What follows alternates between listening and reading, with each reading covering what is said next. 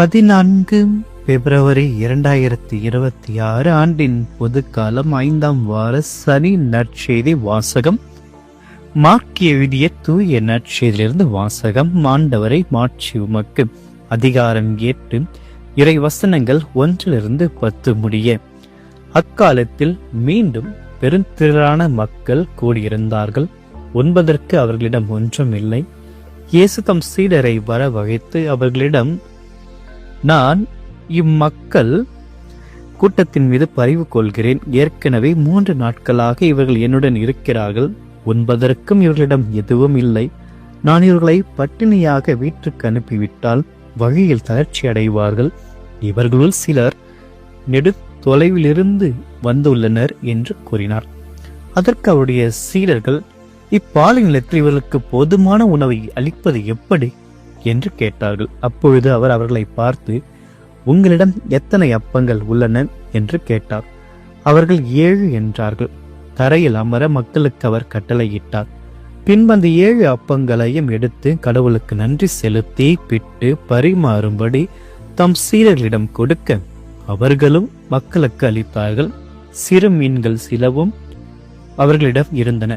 அவற்றின் மீது அவர் ஆசை கூறி பரிமாற சொன்னார். அவர்கள் வயிறார உண்டார்கள். மீதியாக இருந்த துண்டுகளை 7 கூடைகளில் நிறைய எடுத்தார்கள். அங்கு இருந்தவர்கள் ஏறக்குறைய 4000 பேர். பின்பு அவர் அவர்களை அனுப்பிவிட்டார். உடனடியாக தம் சீடருடன் படகேறி தல்மனுத்தா பகுதிக்கு சென்றார். ஆண்டவரின் அருள்வாக்கு. கிறிஸ்துவே உமக்கு புகழ். இயேசுவில் பிரியமான சகோதர சகோதரிகளே, வாரத்தின் இறுதி நாள் தின வாரம் முழுவதும் இறைவன் நம் ஒவ்வொருவரையும் கண்ணின் மணி போல் காத்தமைக்காக அன்னை மரியாளின் வழியாக ஆண்டவருக்கு நாம் முழுமையான இதயத்தோடு நன்றி கூறும். முழு மனதோடு அவரை ஆராதிப்போம். முழு வலிமையோடு அவருக்கு நன்றி செலுத்துவோம். இன்றைய நாளில் உலகமெங்கும் வேலண்டைன்ஸ் டே, காதலரின் விழாவை கொண்டாடுகிறார்கள். ஆனால் அது வெறும் காதலருக்கு மட்டுமல்லாமல் இது அன்பானவர்களுக்கான விழா. அன்பு துவங்குகின்ற பொழுது எப்படி இருந்ததோ அவ்வாறே எப்பொழுதும் இருக்க வேண்டும் என்ற ஒரு நிபந்தனையை இன்றைய நாளில் நாம் எடுத்துக்கொள்ள வேண்டும். பொதுவாக இந்த அன்பை வைத்து நாம் பல விதங்களில் பாதிக்கப்படுகிறோம், பல நேரங்களில் ஆசீர்வதிக்கப்படுகிறோம், பல நேரங்களில் மகிழ்ச்சி அடைகிறோம். ஆனால் இந்த அன்பை பயன்படுத்தி சிலர்கள் தவறான முறையிலும் அன்பை பரிமாறிக்கொள்கிறார்கள். ஆனால் இன்று இந்த அன்பானது இறைவன் மீது நாம் எவ்வாறு முதலிதயத்தோடு வைக்கிறோமோ அதே போன்றுதான் நாம் அன்பு செய்கின்ற நபர்களிடத்திலும் உண்மையாகவும் உரிமையாகவும் நேர்மையுடனும் அவர்களை எப்பொழுது புரிந்து கொள்கின்ற நபராக இருந்து அன்பை நாம் இன்னும் அதிக அளவில் பிரதிபலிக்க இறை அன்பையும் பிறர் அன்பையும் நாம் வளர்ந்து வர இந்த நாளில் சுவைப்போம். இந்த நாளுக்கான புனிதரானது சிரில் மற்றும் மெதோடியோஸ். இவர்கள் இருவருமே உடன் பிறந்த சகோதரர்கள். அவர்கள் தெசலோனிக்காவில் செல்ல செழிப்பான குடும்பத்தில் பிறந்தவர்கள். சிறில் அறிவில் சிறந்தவராக கான்ஸ்டன்டினோவில் பேரரசராகவும் மெத்தோடியஸ் ஓவியராகவும் ஆளுநராகவும் பணியாற்றினார். 866ஆம் ஆண்டு இருவரும் தங்கள் பணிகளை துறந்து துறவிகளாக மாறி நற்செய்தி பணியை அவர்கள் தொடங்குகிறார்கள். மெரிவியாவின் இளவரசன் அழைப்பின் பேரில் ஸ்காபிக் மொழி பேசும் மக்களிடையே நற்செய்தி இவர்கள் அறிவிக்கிறார்கள். அந்த மொழியை கற்று தெரிந்ததால் அவர்களுடைய பணியானது மிகவும் எளிதாகவும் பயனுள்ளதாகவும் இருந்தது. சில குருக்கள் எதிர்ப்பு தெரிவித்தாலும் திருத்தந்தை 2ஆம் ஹெர்ட்ரின் அவருடைய முழு ஆதரவு அளித்து இவர்களை ஆயர்களாக நியமிக்கிறார்கள். இவருடைய வாழ்க்கையிலிருந்து நாம் கற்றுக்கொள்ள வேண்டிய மிக முக்கியமான பாடம் என்னவென்றால், நற்செய்தி அறிவிப்பதில் ஆர்வத்தையும் கடமையுணர்வையும் காட்ட வேண்டும். தூய சிரில் மற்றும் தூய மெதோடியஸ் போல ஒவ்வொரு கிறிஸ்தவர்களும் நற்செய்தியை ஆர்வத்தோடு அறிவிக்க வேண்டும் என்று இந்த நாளில் இறைவனிடத்தில் நாம் ஜெபிப்போம். இன்றைய நற்செய்தி வாசகத்தை நாம் பார்க்கின்ற பொழுது ஆண்டவருக்கு பாலைவனத்தில் ஏற்படுகின்ற ஒரு சவாலை நாம் பார்க்கிறோம். பாலை நிலம், பெரும் கூட்டம் 3 நாட்களாக இயேசு பின்தொடர்ந்து வருகிறார்கள். இவர்கள் ஆன்மா இறை வார்த்தையினால் நிறைந்திருந்தாலும் உடல் ஆனது தளர்ந்து போயிருக்கிறது. அதை கண்ட இறைவனுடைய அந்த அளவற்ற கருணையை தான் இன்றைய நற்செய்தி வாசகத்தில் நாம் பார்க்கிறோம். இம்மக்கள் மீது நான் பரிவு கொள்கிறேன் என்று இறைவன் குறிப்பிடுகின்றார். இங்கு பரிவு என்பது வெறும் மேலோட்டமான வருத்தம் அல்ல. இதன் மூல மொழியில் பார்க்கின்ற பொழுது குடல்கள் துடிக்கும் அளவிற்கு ஒரு ஆழமான வேதனை. அவர்கள் மீதான அந்த பரிவை இறைவன் உள் உணர்விலிருந்து அவர் உணர்ந்து கொள்கிறார். தூரத்தில் இருப்பவர்களுடைய இறைவனாக, அதாவது தூரத்திலிருந்து வந்து இருப்பவர்கள் வழியிலேயே மயங்கிவிடக் கூடும் என்று இறைவன் குறிப்பிடுகிறார்.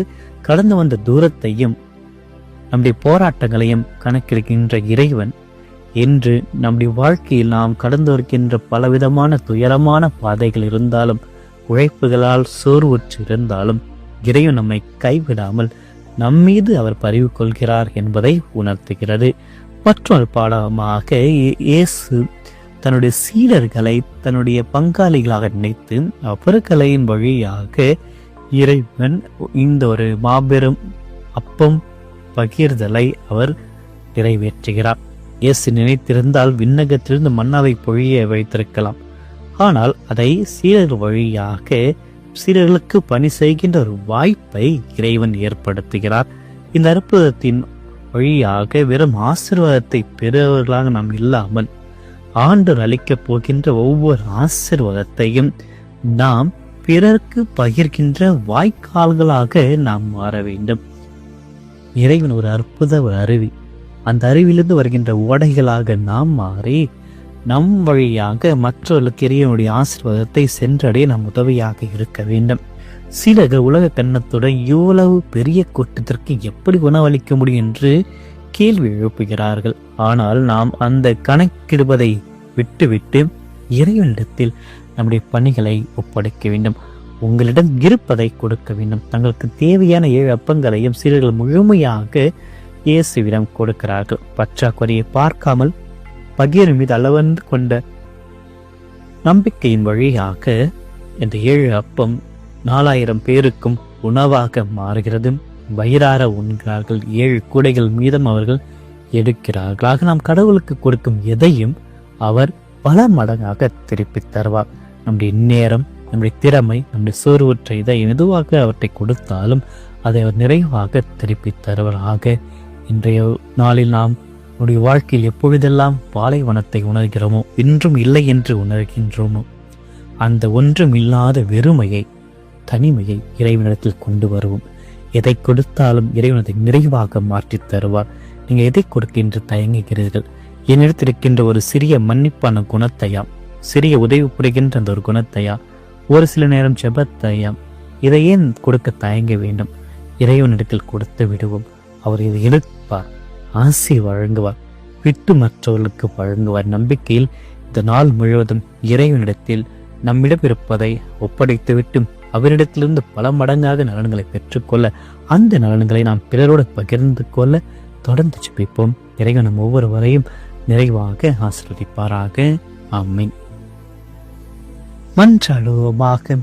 அன்பே உருவான இறைவா, இந்த நாளுக்காக உமக்கு நன்றி கூறுகிறோம். இந்த வாரத்தினுடைய இறுதி நாட்களை நாங்கள் எட்டியுள்ள இந்த ஒரு வேளையில் பாதம் அமர்ந்து உம்மை துதிக்கிறோம். உமக்கு நன்றி கூறுகிறோம். 3 நாட்களாக உம்மோடு தங்கியிருந்த மக்கள் கூட்டத்தை பார்த்து நீ பறிவு கொண்டதைப் போல இந்த வாரம் முழுவதும் நாங்கள் உழைத்து சோர்வுற்று நிற்கும் இந்த ஒரு இதயங்களை, எங்கள் உடலை, எங்கள் ஆன்மாவை உம்மீது திருப்புகின்றோம். ஆண்டவரை தொட்டு ஆசீர்வதித்து உம்முடைய கண்களை எங்கள் மீது திருப்பியறலும். ஆண்டவரை, எங்களுடைய பாலைவன சூழ்நிலைகளை கண்டு நாங்கள் அஞ்சுகிறோம். எங்களிடம் உள்ள வசதிகள், நேரம் மற்றும் ஆற்றல் மிக குறைவாக இருப்பதை தெரிந்து எப்படி எங்களால் எங்களுடைய சூழ்நிலைகளை, பண கஷ்டத்தை, துயரங்களை, நோய்களை சமாளிக்க முடியும் என்ற ஒரு கலக்கம் எங்களை சூழ்கிறது. ஆனால் சிலரில் இருந்த அந்த 7 அப்பங்களையும் ஆசீர்வதித்து மாற்றியதை போல இன்று எங்களிடத்து உள்ள மிக சிறிய உழைப்பாக இருந்தாலும், திறமைகளாக இருந்தாலும் அனைத்தையும் ஆண்டவரை உடைய பாதங்களில் நாங்கள் ஒப்படைக்கிறோம். உம்மிடம் நாங்கள் முழுமையாக சரணடைகிறோம். நீங்கள் எங்களுடைய பற்றாக்குறைகளை நிறைவாக்கு என்பதை நினைத்து உன் மீது நம்பிக்கை வைக்கிறோம். ஆகவே இன்று எங்களுக்கு தருகின்ற ஆசீர்வாதங்களை நாங்கள் மட்டும் வைத்துக் கொள்ளாமல் சீரர்களை செய்ததைப் போல பிறரோடு பகிர்ந்து கொள்ள தாராள மனதை எங்களுக்கு தாரும். நாங்கள் வழியில் சோர்ந்து போகாதபடி உயிருள்ள அப்பத்தினால் எங்களுடைய ஆன்மாவையும் உடலையும் பலப்படுத்தும். இந்த நாள் முழுவதும் ஆண்டவரை உங்களுடைய பிரசனம் எங்களோடு இருக்கட்டும். உமது கைகளில் நாங்கள் பாதுகாப்பாக இருக்க என்ற ஒரு நம்பிக்கையில் இந்த நாளையே உம்மிடம் ஒப்படைக்கிறோம். அன்பின் உருவான இறைவா, மனித இறையிலும் அன்பை விதையாக விதைத்தவரை இன்று உம்மை போற்றுகிறோம். இந்த ஒரு சிறப்பான நாளில் உலகில் உள்ள அனைத்து அன்புள்ளங்களுக்காக உம்மிடம் வேண்டுகிறோம். ஆண்டவரே, தம்பதியர்க்கிடையே இருக்கின்ற அன்பு வெறும் உணர்ச்சிகளாக மட்டும் இல்லாமல் ஒருவரை ஒருவர் மதிக்கும், விட்டு கொடுக்க மற்றும் உண்மையான அர்ப்பணிப்புள்ள அன்பாக மாறும். இன்று குடும்பத்தில் இருக்கின்ற அன்பு பெற்றோர்கள் பிள்ளைகளிடத்திலேயே, கணவன் மனைவியிடத்திலேயே, அன்பு செய்கின்ற நண்பர்களிடத்திலேயே, தோழர்கள் மத்தியிலேயே இருக்கின்ற ஒவ்வொரு அன்பிலும் இறைவா புனிதத்தையும் உண்மையையும் ஒருமித்த கருத்தையும் என்று நிலைத்து நிற்க ஆசீர்வதித்தலும். ஆண்டவரே, மனிதர்களுக்கு இடையான இருக்கின்ற உறவுகளில் நாங்கள் ஜெபிக்கின்றோம். பகைமை, பொறாமை மற்றும் பிரிவினைகள் நீங்கி ஒருவரை ஒருவர் சகோதரத்துவத்துடன் நேசிக்க எங்களுக்கு கற்றுத்தாரும். உன் மீது அன்பு கூறுவதைப் போல உன் கடுத்திருப்பது மீது அன்பு கூறுவது என்ற கட்டளைப்படி நாங்கள் வாழ இன்று எங்களுக்கு உதவிகளை புரியும். எல்லாவற்றுக்கும் மேலாக ஆண்டவரே, உன் மீது நாங்கள் கொண்டுள்ள அந்த அன்பு மிக வலிமையானதாக இருக்கட்டும்.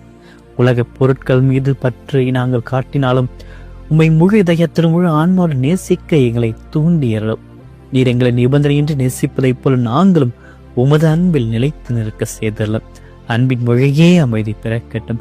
உமது பேரன்பு எங்கள் இல்லங்களின் உள்ளங்களில் குடியிருந்து எங்களுக்கு இருக்கின்ற ஒவ்வொரு உறவுகளை ஆசிரியர் இன்றும் பல விதத்தில் பல காரணங்களால் பிரிந்து போன ஒவ்வொரு உறவுக்காக செபிக்கிறோம். அனைத்து பிரிந்து போனவர்கள் மீண்டும் சேரவும், அன்பில் நிலைத்து நிற்கவும், ஒருவரை உண்மையாக நேசிக்கவும், அன்பை பிரதிபலிக்க, அன்பை வாழ்வில் காட்டிட, அன்பின் பிள்ளைகளாக மாறிட அனைவரையும் ஆசீர்வதித்தருளும். இந்த மன்றாட்டுக்களை எல்லாம் எங்கள் ஆண்டவராகிய கிறிஸ்து வழியாக மன்றாடுகிறோம். ஆமென். எல்லாம் வல்ல இறைவன் தந்தை, மகன், தூய ஆவியார் ஒவ்வொருவரையும் நிறைவாக ஆசீர்வதிப்பாராக. ஆமென்.